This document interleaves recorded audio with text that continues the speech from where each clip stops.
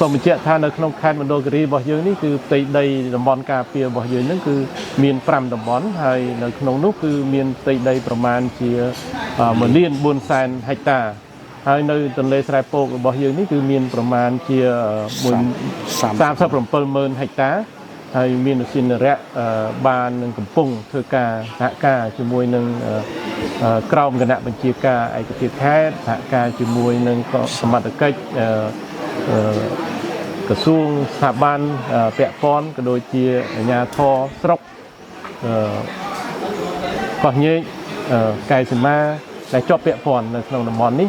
ហើយជាពិសេសសហគមន៍តំបន់ការពារធម្មជាតិដែលយើងឃើញថាតំបន់ស្រែពកនេះគឺមានធនធានជីវៈចម្រុះដ៏មានតម្លៃក្រៅពីមានព្រៃឈើនិងគម្របព្រៃបៃតងនោះគឺមានជីវៈចម្រុះច្រើនប្រភេទផ្សេងទៀតផងដែរចឹងហើយក្រសួងបរិស្ថានក៏ស្នើសុំឲ្យមានការចូលរួមបន្ថែមទៀតទៅដល់អាជ្ញាធរគ្រប់លំដាប់ថ្នាក់ប្រជាពលរដ្ឋដើម្បីការពារសម្បត្តិធនធានធម្មជាតិនៅតាមតំបន់ការពារធម្មជាតិក៏ដូចជា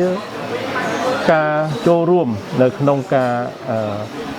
អភិវឌ្ឍជីវភាពតែងាកចេញពីការពឹងពាក់ដាក់សម្ពាធទៅលើព្រៃឈើមក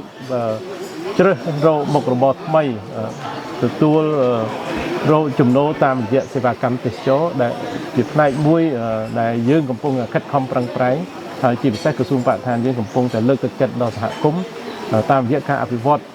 គោលដៅមហេបៃតងអញ្ចឹងយើងសង្ឃឹមថាព្រឹត្តិការណ៍ថ្ងៃនេះនឹងចូលរួមចំណែកកាន់តែប្រសើរថែមទៀតទៅដល់ការអភិវឌ្ឍជីវភាពសហគមន៍ដែលរស់នៅតាមតំបន់ការពារធម្មជាតិជាពិសេសនៅក្នុងតំបន់ការពារដែនជម្រកសត្វព្រៃស្រែពករបស់យើង